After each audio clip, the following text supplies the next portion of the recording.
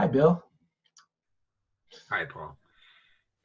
Great for you to be here. I'm so glad that you agreed to come and chat with us. You are one of the founders, and I get to see you around once in a while in different functions. And so I want to start by thanking you for what you created. And I know that we're in our 35th year. We're going to have a celebration coming up here next year, which is going to be kind of exciting. I know that we no longer are worried about whether we're going to be around. What we're more concerned about is what are we going to do in the next 35 years? What are the changes that we're wanting to make?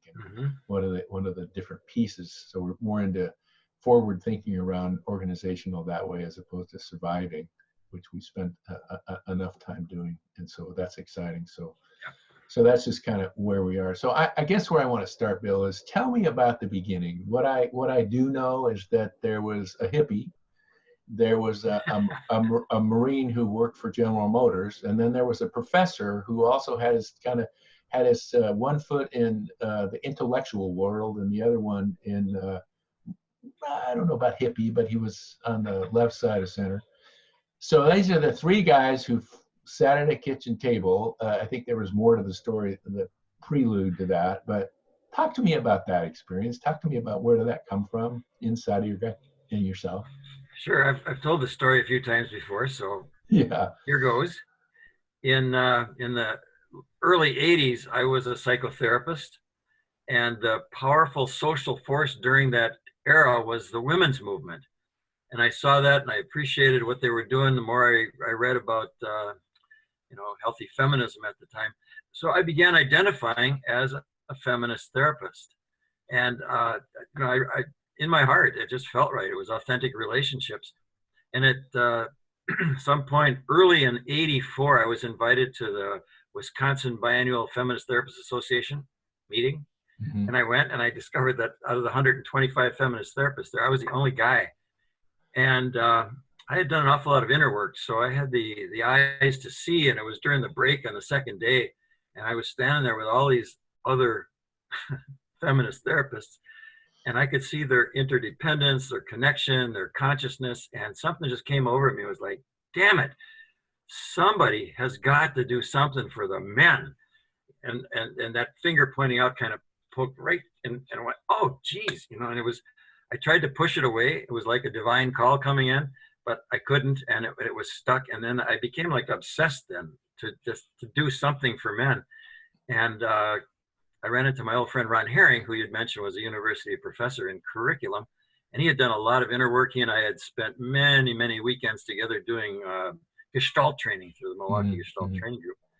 And I said, Ron, we got to do something for the men. And he said, Bill, I don't know what you're talking about, but I got 5 sons, and whatever you're up to, I'm in. Cool. So then there was this other guy that I had been getting to know named Rich Tosi, and we'd done some emotional cathartic weekends. And so I'd seen his heart. I'd seen his fierceness, and I'd seen his grief and his sadness, and just all those parts of this beautiful man. And he was working for General Motors at the time. Yeah. The part I didn't know was that he had done 10 years in the United States Marine Corps. And I invited him, and he saw my enthusiasm. He said, I don't have any idea what you're talking about, Bill, but boy, I like your energy. I'm in. Let's do it. So then for the rest of '84, we met around Tosi's kitchen table, as the legend goes. And literally, we operated as peers from the very beginning. There was no hierarchy. We just knew there was some task calling us. And we put together the training, launched it in January of '85. So hold on a second. By the end of that training, we knew we had something brilliant. We could see the results so fast. So let me get this straight. So this January '85 was the first training. You guys first met up when? Sometime in '84? No, I had known Ron for, No, but I mean, yeah, but I mean, you sat at his table and you started to put this together. You had this aha moment, and you got these 2 other men, Rich and Ron. That was in '84, right? Yeah, it was in '84. So we probably spent 6 months prepping and cobbling it together. And, each of us, at some level, we're pretty ordinary guys from Milwaukee, but another level, each of us had a certain brilliance that we brought to the party. And because we had no hierarchy, we just allowed we called it decision by passion. If one of us had huge passion for a certain piece, that's what flowed. Right. Okay. So you make it sound like no big deal here, okay? I mean, like 6 months, you created a training that is now 35 years old, has Yeah. affected tens of thousands of men in our world, Mm-hmm. The premier men's organization in the world, Yeah. my judgment. It is. And you made that sound like, oh, well, no big deal. We just got together. And there had to be some moments, Bill. I mean, there had to be some moments Oh, when yeah. you were sitting around the table, Oh, yeah. and there was got to be. I mean, maybe I'm nuts here, but No, there's there was some there's real a big marine and a drama. hippie and an educator. Yeah, Uh, I was the hippie guy, and Tosi yeah, didn't even like me very much because of that. But he was completely in, and Tosi had a certain ferocity that Ron and I, as kind of new age nice guys, just didn't have, and that was, as you know, has become an imperative part of our training. uh-huh. And because we've each done so much emotional cathartic work, and we were learning accountability. I remember Ron would come in late and make some lame excuses, and Tosi would say, "God damn it, Ron, you're late," and just call him right out. And Ron would try to defend. Next thing you know, they're hugging and crying and snot all over all over the linoleum. And when we get done with that stuff, then we'd sit down and we would just flow, and our genius would connect with each other, and it was beautiful. So, Well, I'm taken by, in this conversation, I'm really taken by the magic mystery of this. I mean, it's mm-hmm. like I believe in callings. I think that I'm in this role and Oh, yeah. I'm in this work, not Mm-hmm. because I set out to do it. In fact, in each role I've taken, I've turned it down first, only to realize either from myself or my wife that I was nuts to not do this because it was more than me that was bringing me there. So this is happening to you. You've got this experience. You got these women are actually delivering this to you by their behavior. I think that's what I'm hearing from you. You're watching this and thinking, why can't we do that? So that happens, and then you run into these. This one man, but you kind of know this other man. We're talking Mm-hmm. about Rich, and Yes. and and you pull them together. And so when you pull together, either consciously or unconsciously, are three diversely different spirits. Yeah. Really. And you just described for me the accountability part of the weekend with what happened when Ron came in, Yeah. and Rich said, wait a minute. And so it almost sounds like you guys created that from your own experience in part. Yeah. Oh, well, let's put We that were in. living it. Yeah. Yeah. And indeed, seriously, Ron had a PhD in curriculum. That's what he taught at the university level. So all of those sophisticated pieces in the training were pretty much his. And the ferocity, the greeting, and all that hard masculine stuff came from Tosi. And I just added in where I needed. I was actually kind of the marketing guy. I was the one that held it together, and loved it and nurtured it and made sure it didn't die and just got her rolling. And the truth is, and we collaborated on damn near every piece. Like all three of us would add in. And So what does it feel like? I mean, 35 years later, you have vivid memories of that experience. yeah, I've heard you talk about this a few times, and each time there's another little piece that gets delivered. mm-hmm. So this is in your bones. Yeah. I have more to say, but let me just ask you this. What does it feel like? 35 years later, here I am talking to you, some guy you never knew before in your life. It's been a fabulous ride. And, the truth is I'm just a regular guy. I just live my life. And, yeah, every so often though, something comes up that just touches me to tears when I see how this work touches other people. Like right now we're moving into South America and Africa, and that honestly, that really, something about that really touches me. Mm-hmm. And just a little bit ago we were talking about the MacArthur Foundation and the fact that we've applied for like one of the biggest grants I could even imagine, and we've got a good crack at it. And I read that proposal very carefully, and that touched me to tears. Like, oh my God, we really are doing this with such potency and impact all over the world. That actually really does touch me a lot. Yeah. Well, just in my 5 or 6 years since 2013, just in that period of time, I've really watched the project just blossom. And I mean, unless we get some additional funding along the way in some form or another, we're going to be running faster than we can imagine, because it's just taken off. The weekends are getting stronger. Yeah. The the circle work is broadening into different approaches. We're doing a lot of virtual work. It's just exploding. And of course, the timing right now, there's a lot of focus on men who could use some work. And we all have, you spoke about being a regular guy. We're all regular guys. What I want to recognize in you is that you listen to your heart. And and you I'm sure had a little resistance at somewhere, but you listened to your heart and you kept putting one foot in front of the other. You were willing to take risks, ask men to get involved. The sparkle in your eye and this the passion in your heart won them over. There they are, and it won me over. Here I am. I know that you were the first stop I had. I in 2013, I went through the weekend, and it wasn't 4 months. It was less than 4 months after that. I was the I group coordinator for the Northwest. And of course, you're living in Ashland in the Northwest. Yeah. And Karen and I are driving down to go to our home in Southern California, and in our little camper. And sure enough, you had time to see us, made us lunch.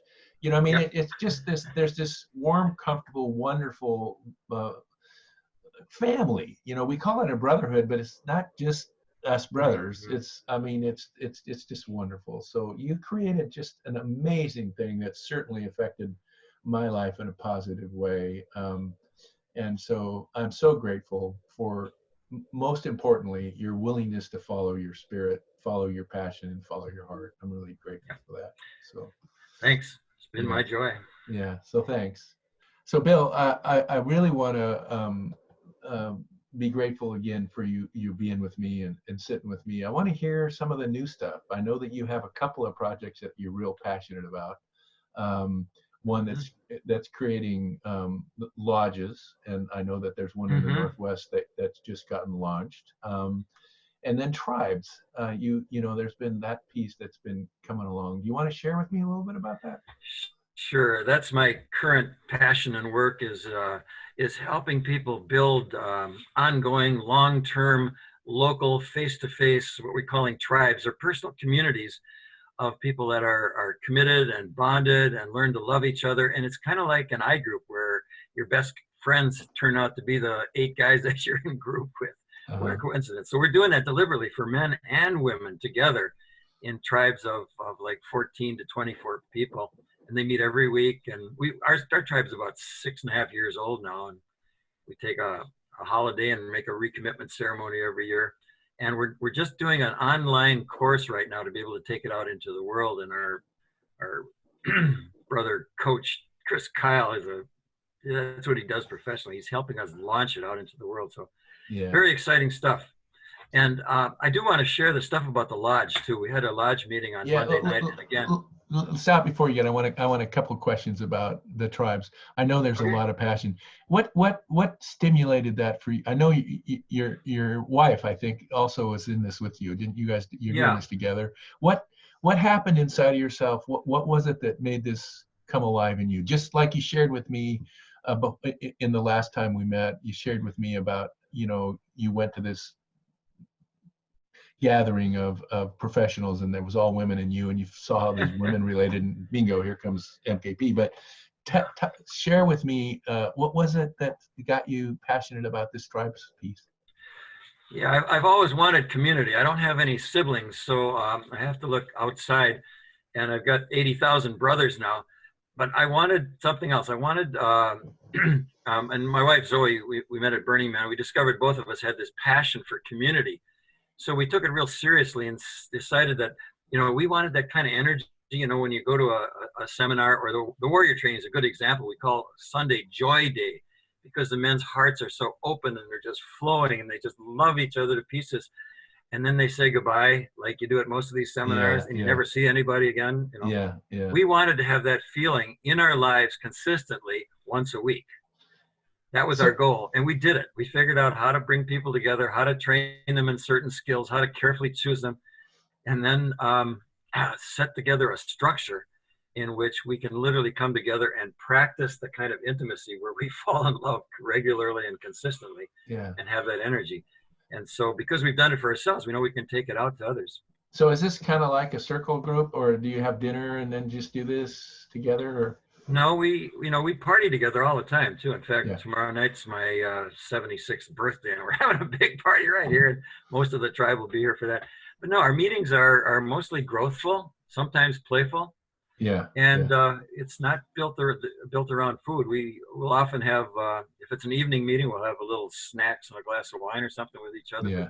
But no, those 2 hours are sacrosanct in terms of our being together to practice learning to love each other and grow as people. Well, I and others who are watching this, I'm sure can't wait for Chris to get that out so we can yes. check it out. That's good. Okay, let's talk about the lodge. I know that, like I said earlier, the Northwest, specifically the Puget Sound community, has opened a lodge. Yeah, I'm so pleased. This Salish Sea MKP Elders Lodge is up and running now, and the Ashland MKP Elders Lodge has been going for 3 years now. And we have basically it's a structure. It's not just we did that for years. We got together in somebody's living room with the elders, and we'd check in and talk, and it was nice, but there was something missing. So when we restructured it as a lodge, we built in 3 things. You have to come in through a sponsor, you have to serve a provisional membership time, then you have to make a promise to the principles of MKP, and to be there for each other. So it's not just a light drop-in thing. We actually have each other's back, and there's something powerful about that. And Monday we had our monthly lodge meeting, and the topic was vulnerability and shame. And the men checked in, and 20 out of 25 guys just opened their hearts. It was just stunning, the level of intimacy that was cathected in this group of men sitting around the lodge. We meet at the Grange, which is one of the old line lodges. Yeah. Speaking of which, we've actually modeled this after the old Elks and Moose and Oddfellows and Knights of Pythias of our great-great-grandfathers, and it worked great for them. So we simply borrowed the basic principles, and it works great for us. Oh, great, great. 25 men, that's a big circle, 25 men. Well, we're actually 35. There are several guys that had called in, they couldn't make it, and we keep growing. It's really lovely. 150 years ago, men created those lodges because it was a tough time for men. They were coming off the farms, and they go into the factories and the mines, and sometimes they get killed, and there's nobody to take care of their family. So they literally built these fraternal organizations to take care of their families, to take care of each other. It was what we now call a safety net, a social safety net.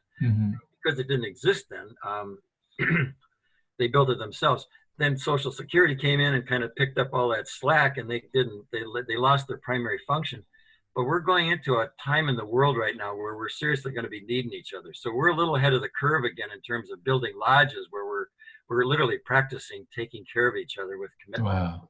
Yeah.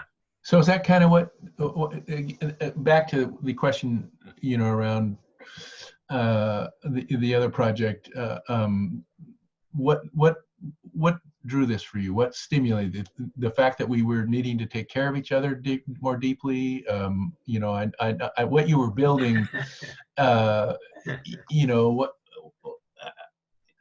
there's always something that's a passion, but it's always something that kind of makes this happen. So what, tell me about that. What? That's actually a damn good question, because despite the fact that as visionary, I've been studying the state of the world for about 20 years. I know what's going on, and it's seriously not pretty. But in terms of starting both the lodge and the tribes, it's really about intimacy and connection. Yeah, see, that's what people really want. That's right where I was going. I mean, the 2 pieces. So the lodge is about intimate connection, but the lodge is about men. Yeah. And so is there something in addition to that kind of connection? Is your hope that that kind of group could take on projects that would be useful and helpful? No? Okay. There's a difference between bridging groups and bonding groups. Bridging groups reach out in service to somebody, in service to kids or women or homeless people. Bonding groups, it's all about us. So all the I groups are bonding groups. Right, exactly. And you probably noticed that once those men get bonded, their lives start working better. And then they go and they find their transpersonal mission that they got from the New Warrior Training Adventure, Yeah. and they create projects. You've watched Right. all those Right. videos of, hundreds of fabulous brothers all over the world doing Yeah. fabulous projects. Yeah. But the Yeah. group itself is a bonding group, and our lodge is a bonding group, and so are our tribes. So do you, okay, so having said what you just said, do you foresee, like the I groups, do you foresee those groups, men in those groups and those couples in those groups, finding ways out into the community to make a difference? Oh, sure. No, we've Yeah, seen it yeah, over yeah. and over. Of course, Hmm. they're Hmm. always doing projects, and then they invite, say, "Oh, anybody in the tribe want to join me on this project?" And the same thing happens in the lodge. Somebody will Yeah, say, "Hey, I just found out about this march that's going on for climate change. Anybody want to join me?" A couple of guys will, So yeah, it's all yeah. voluntary, but the entity itself is not about activism. Yeah, so I get this. The body of the group Yeah. doesn't take on projects. No. People in that body can take on projects Oh, and sure. then bring it to the group. Yep. So that empowers men through the healthy, what happens to them growing and becoming more healthy in those groups, Yes. maybe sends them to that Yes. other way of being. Okay, okay. You amaze me. You amaze me. At 76 years old, you have more energy than most 40-year-olds I have. And I aspire, I turned 70 in 2 weeks, so both you and Oh, I awesome. are Libras. So that What a big explains brothers why here. we get along so well. We're both Libras. Um, uh, but I'm hoping that, this entry into elderhood for me has caused me to be, it's a bit of an emotional drain, energetic drain, as I'm Yeah. learning the connection between what some call first half of life, second half of life. And Yeah. I'm really enjoying noticing the difference. It's been going on for me since I was about 58. Yeah. Hey, 55. there's a great quote from Carl Jung. He says, "We spend the first half of our lives figuring out who we are, and then the second half trying to forget it." He says it a little in a little bit more sophisticated way. But, we've been doing the four quarters in a certain way forever. And way back about 25 years ago, an error was made, and the king and the magician are in the wrong place. The king Ah, is actually in the west, and the magician, which is the sage elder shaman, is in the north. And then it becomes a time map and goes around. So I'm actively suggesting that elders need that map with the time uh, part of it, so that they know where they fit in the time cycle, so that they can act appropriate to that. oh, this will be good. I'll want more conversation about Yeah. this. Yeah. It's been an amazing journey for me, but it has been, particularly in the role I have in MKP right now as the chair. I've been in leadership my whole life, in one form or Yeah. another, in these kinds of positions in different organizations. The two things that are different for me: being in leadership in this organization is completely different than any other organization I've worked Huh. in. Completely different. It's a heart-driven organization. Yeah. And it's full on 99.9% volunteer, and so that adds to that, and there's more that I'd tease about, but I won't. But and then so the organization is different, and that is my way of being is different. And so this is the first. It's been 6 years. Well, I mean, I started the MKP stuff probably 4 or 5 years into this change for me, and I hadn't been in leadership when I went into that, what one could call dark night of the soul. When I went into that space, into the beginning to build the bridge across the two times of my life, Yeah. I wasn't in leadership. So now I'm in the leadership, and now I'm in a big way leadership, and there's a little bit of confusion around. Okay, well, this is what I used to do, but there's no juice. It doesn't feel right. I don't like it. I want to listen to my heart. I want to listen to my intuition.